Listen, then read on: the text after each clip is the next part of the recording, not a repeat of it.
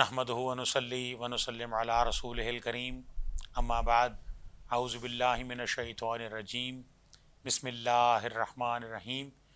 ناظرین کرام، السلام علیکم ورحمۃ اللہ تعالی وبرکاتہ۔ ناظرین، جیسا کہ آپ کو معلوم ہے کہ آج رمضان المبارک کی 10 تاریخ ہے اور اس کی تاریخ میں بہت اہمیت ہے۔ آج کے دن کو باب الاسلام کے نام سے یاد کیا جاتا ہے۔ آج کے ہمارے پروگرام کا موضوع بھی باب الاسلام ہے۔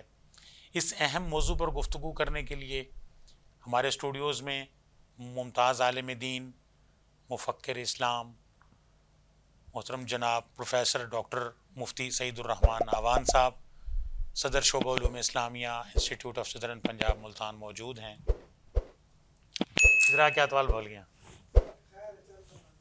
نہیں یار، ادھر پروگرام دا نہ آتا ہوگا بس بول۔ نحمدہ ونصلی ونسلم علی رسولہ الکریم اما بعد اعوذ باللہ من الشیطان الرجیم بسم اللہ الرحمن الرحیم۔ ناظرین کرام، السلام علیکم ورحمۃ اللہ تعالی وبرکاتہ۔ شعبہ علوم اسلامیہ، institute of southern Punjab Multan کے پروگرام ادراکیات کے ساتھ میں ہوں آپ کا میزبان سید افتخار علی گیلانی۔ ناظرین، جیسا کہ آپ کو معلوم ہے کہ آج رمضان المبارک کی 10 تاریخ ہے۔ رمضان المبارک کی 10 تاریخ میں بہت اہمیت رکھتی ہے۔ رمضان المبارک کی 10 تاریخ کو باب الاسلام کے نام سے یاد کیا جاتا ہے، اور آج ہمارے پروگرام کا موضوع بھی باب الاسلام ہے۔ اس اہم موضوع پر گفتگو کرنے کے لیے ہمارے اسٹوڈیوز میں موجود ہیں مفکر اسلام، ممتاز مذہبی اسکالر، محترم جناب پروفیسر ڈاکٹر سعید الرحمان آوان صاحب۔ آپ صدر شعبہ علوم اسلامیہ، institute of southern Punjab Multan کی ذمہ داری ادا کر رہے ہیں۔ السلام علیکم ورحمۃ اللہ وبرکاتہ۔ وعلیکم السلام۔ استاذ محترم، میں آپ کا بےحد ممنون ہوں کہ ایک اہم موضوع پر آپ کو ہم نے مدعو کیا اور آپ اپنے قیمتی لمحات میں سے وقت نکال کر تشریف لائے۔ باب الاسلام کیا ہے؟ اس کی اہمیت کیا ہے؟ ہمارے ناظرین کو کچھ بتائیں۔ بسم اللہ الرحمن الرحیم۔ یہ جیسے بھی آپ نے ذکر کیا کہ 10 رمضان کو یوم باب الاسلام منایا جاتا ہے، یعنی بر صغیر، پاک و ہند، یہ جو پورا ایریا ہے، سب کانٹیننٹ جس کو کہا جاتا ہے، اس میں اسلام باقاعدہ داخل ہوا۔ تو یہ جو خطہ ہے جس میں ہم بیٹھے ہیں، ملتان بھی اس کا حصہ ہے، یہ گویا بر صغیر میں اسلام کے داخلے کا دروازہ ثابت ہوا۔ اب اس کا پس منظر ہے کہ اس خطے میں سندھ اور یہ سارا ملتان ظاہر ہے سارا ایک دوسرے کے ساتھ جڑا ہوا ہے۔ یہاں پر ایک وقت میں ایک بڑی اکثریت ان لوگوں کی تھی جو بدھ مت کو مانتے تھے، لیکن یہاں پر جو حکومت تھی وہ ہندو مذہب سے تعلق رکھنے والے راجہ داہر کی تھی، اور وہ یہاں کے لوگوں پر ظلم کر رہا تھا۔ اس کی جو حکومت تھی وہ کوئی عدل کی حکومت نہیں تھی، بلکہ جبر کی اور ظلم کی حکومت تھی، اور یہاں کی رعایا اس سے تنگ تھی۔ پھر اسی طرح ایک اور واقعہ ہوتا ہے کہ یہیں قریب میں عمان میں جو مسلمان گورنر تھا، اس کو وہاں پر ایک شخص نے قتل کیا، اور وہ قاتل گروہ اس نے بھی آ کر یہاں پر پناہ لے لی، راجہ داہر نے اس کو پناہ دے دی۔ پھر اسی دوران ایک اور واقعہ ہوتا ہے کہ جس میں ایک بحری سفر ہو رہا ہے، اس بحری سفر میں مسلمان تاجروں کی اولاد، بچے، بیوی، وہ گویا کہ اس مشرق بعید سے سفر کر کے عرب کی طرف جا رہے تھے، یہاں سے ان کا گزر ہوا تو ڈکیتی ہو گئی، ڈاکوں نے لوٹ مار کی، اور ان ڈاکوں کو بھی یہاں پہ پناہ دی گئی۔ یہ بہت سارے واقعات جمع ہو گئے، سارے اکٹھے ہو گئے۔ تو اس وقت جو مسلم حکومت تھی اس نے باقاعدہ یہاں پر راجہ داہر کو پیغام دیا کہ ان مظالم کا انسداد کیا جائے، جن کے ساتھ زیادتی ہوئی ہے ان کی تلافی کی جائے، اور جن جن لوگوں کو اس نے پناہ دے رکھی ہے ان کو ہمارے حوالے کیا جائے۔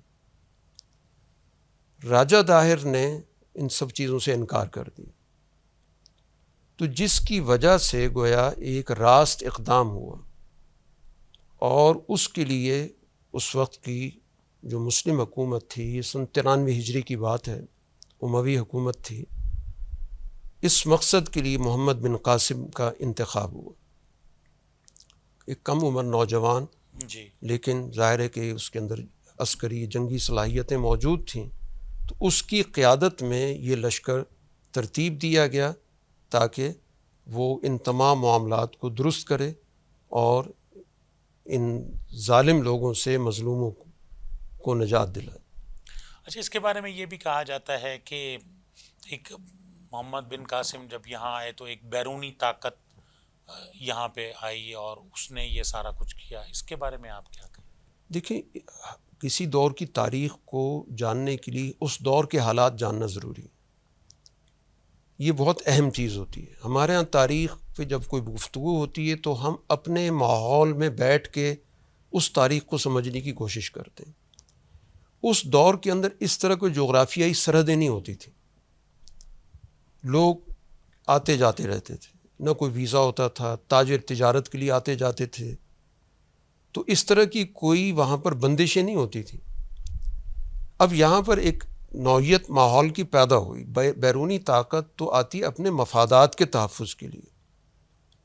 یہاں پر سب سے پہلے ان کو پیغام بھیجا گیا یہاں کی حکومت کو کہ اس کی جو بھی کارکردگی ہے وہ اس قابل نہیں ہے کہ اس پر اعتماد کیا جائے، اور پھر اس کے نتیجے میں بہت سارے لوگوں کے ساتھ زیادتی ہو چکی ہے، ظلم ہو چکا ہے، تو ان مظالم کا وہ انسداد کرے۔ تو اگر وہ عدل کی حکومت ہوتی تو وہ تمام اپنی رعایا کو ایک نظر سے دیکھتی، اور جس نے ظلم کیا اس کو پکڑتی، جن کے ساتھ زیادتی ہوئی ہے ان کے حقوق کی پاسداری کرتی۔ ایسا نہیں ہوا۔ چنانچہ آپ یہ دیکھیں کہ محمد بن قاسم اگرچہ عرب سے آئے، لیکن یہاں کے لوگوں نے ان کا استقبال کیا، ورنہ کبھی بھی بیرونی قبضہ کرنے والی طاقت کا استقبال نہیں ہوتا، ہمیشہ اس کے لیے دل کے اندر ایک نفرت ہوتی ہے۔ جیسے دیکھیں یہاں انگریز آیا، آج تک ہم اس کو اچھے الفاظ میں یاد نہیں کرتے، بالکل، لیکن یہاں کی آپ آبادی کی نوعیت دیکھ لیں کہ یہاں کے لوگوں نے اس دین کو قبول کیا، تو کبھی بھی غاصب پھر یہاں رہے بھی نہیں، ہاں وہ آئے رہے، حکومت قائم کی، یہاں کے لوگوں کو حکومت میں شریک کیا، لوگوں کے اور پھر دیکھیں اکثریت اس وقت جو موجود ہے مسلمانوں کی ہے، تو کبھی بھی غاصب کا کوئی مذہب قبول نہیں کرتا۔ دیکھیں انگریز یہاں پر آیا تو کتنے لوگ یہاں کرسچن بنے ہوں گے؟ بالکل، ایک چھوٹی سی تعداد ہے، اور وہ بھی ان لوگوں کی جو بیچارے اس وقت پسے ہوئے تھے اپنے ہندو مت کی وجہ سے، برہمنوں سے، انہوں نے اپنے اس مذہب سے نکل کر دوسرا مذہب قبول کیا کہ اپنا اسٹیٹس بہتر کر لیں، لیکن یہاں پہ اکثریت موجود ہے مسلمانوں کی، تو اس بات کی علامت ہے کہ انہوں نے اس کو محمد بن قاسم کو اپریشیٹ کیا۔